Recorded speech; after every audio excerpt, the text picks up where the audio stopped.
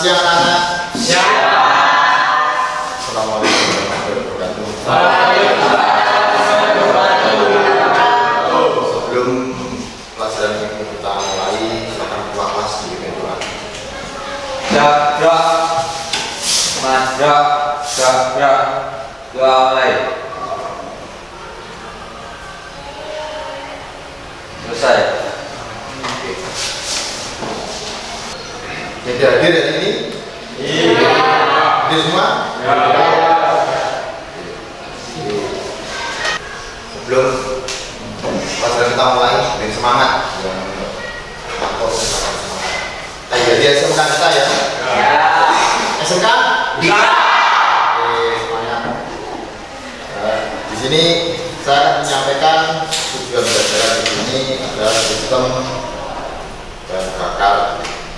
Saya sistem bahan bakar profesional. Sebenarnya di sini kalian bisa mengetahui kerusakan-kerusakan yang ada pada sistem bahan bakar, masuk dari tangki bahan bakar, saluran bahan bakar, filter bahan bakar, pompa bahan bakar, sampai karburator dan bahan bakar menuju ke ruang bakar. Seperti pagi kemarin, saya menerangkan kalian kemarin sudah sampai di pompa bahan bakar.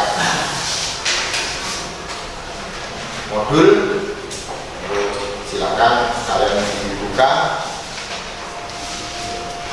Dan ingat kalian penilaiannya pada materi ini tentang singkat, praktek, serta penilaian uji. Masih ingat ya materi kemarin pada sistem bahan bakar pada pompa bahan bakar. Apa sih pompa bahan bakar itu? Apa? Ayo. Pompa bahan bakar itu apa? Fungsinya apa? Memompa bahan bakar, Pak. Oke, memompa bahan bakar. Masih ingat?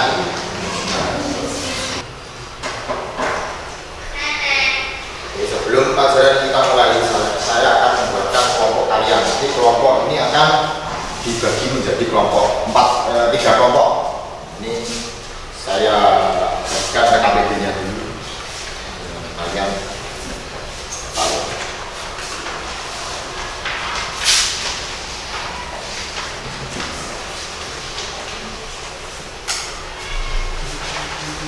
Sambil menunggu saya membagikan KKBD, silakan kalian search di Google biar kalian juga mendapatkan referensi lain selain yang ada di modul yang kalian ambil kemarin di perpustakaan. Mungkin itu bisa untuk bahan pertimbangan kalian atau bahan untuk referensi. Jadi sebelum kita berdiskusi, silahkan kalian membuat kelompok dulu, dibagi menjadi 3 kelompok. Kita membuat kelompok.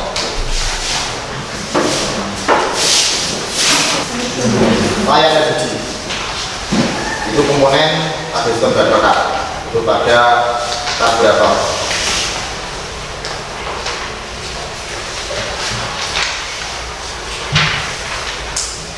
Pada gambarnya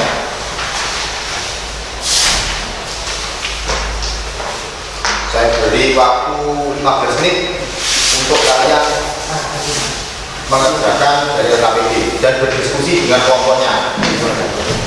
Nama kelompok jangan lupa ditulis.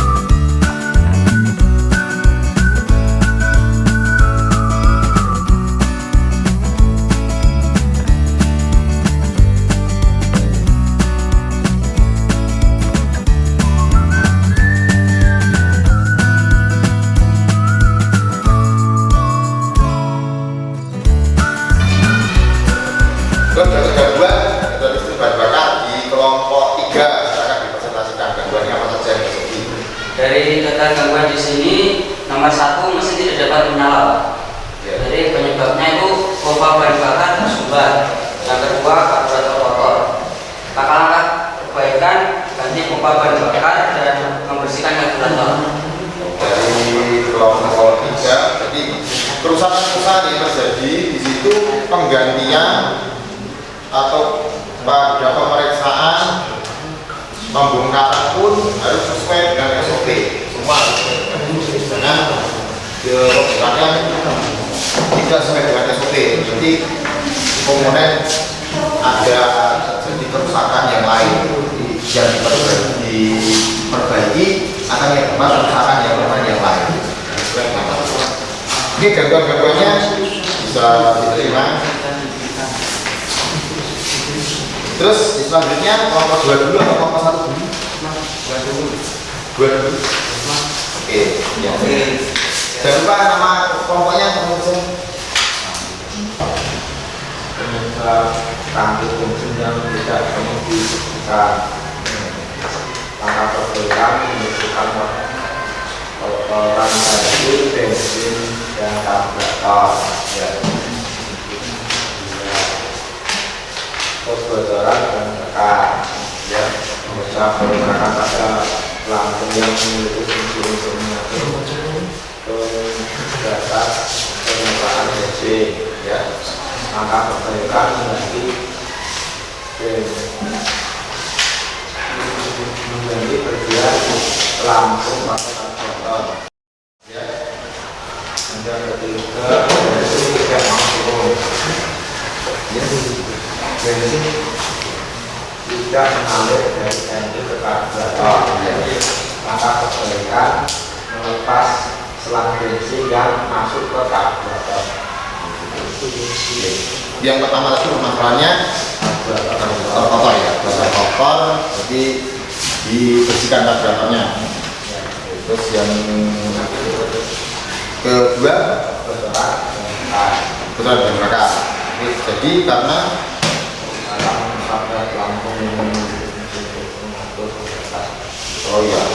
pelampung itu berfungsi untuk mengatur tinggi rendahnya bahan bakar yang ada pada ruang pelampung. Jadi dia tidak sampai terjadi kebocoran. Seandainya bahan bakar berlebih, ruang pelampung dia akan naik menutup jadi saluran bahan bakar melalui middle valve. Di dalam pelampung itu ada ruang vakum, jadi pelampungnya itu vakum. Dia bisa mengambang pada permukaan air, permukaan cairan. Itu bahan bakar. Karena bisa cairan, dia mengambang naik, mendorong dari middle valve untuk menutup dari lubang masuk ke dalam karburator. Sistem bahan bakar itu sangat vital karena di sini membutuhkan campuran bahan bakar yang sesuai.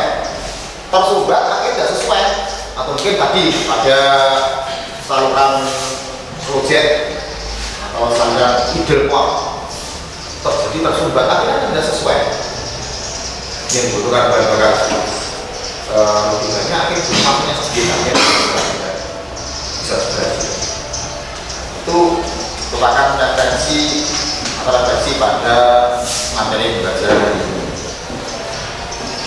Sebelum materi ini saya beri, mungkin ada yang ditanyakan dari materi tentang bentrok. Silakan. Untuk pembersihan karburator itu dilakukan berapa kilometer atau berapa hari atau berapa bulan, jangka waktunya? Biasanya tune up kendaraan itu setiap 5.000 km 10.000, jadi kelipatannya itu. Jadi lebih enaknya itu di jangka waktu itu pakai kilometer kalau tidak pakai bulan. Soalnya kendaraan itu setiap kendaraan itu berjalannya beda-beda. Ada yang setiap hari jalan, ada yang 1 bulan sekalipun itu loh belum tentu dia jalan. Kalau kita beracu pada waktu itu kadang setiap hari kendaraan itu jalan itu 1.000 kilo setiap hari. Dan 5 hari sudah 5 kilo, 5 hari sudah harus proses bersiap, pindah, nanti dikotor. Tapi kendaraan ada juga 1 bulan, mungkin 10 kilo juga ada. Jadi kita lebih enak itu patokan itu menggunakan kilometer, sama seperti oli, gitu ya. Yang lain ceritanya? Tidak ya. Oke, berarti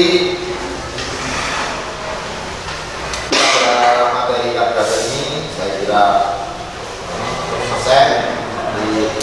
Sebelum selesai, silakan kalian kembalikan posisi tempat duduk kalian. Dibersihkan tempatnya. Dan untuk penyegaran, saya jadi juga. Ya,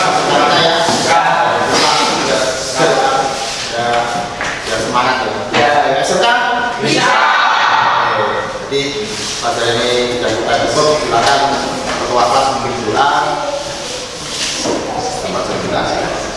Gerak, mas gerak, gerak, doa mulai.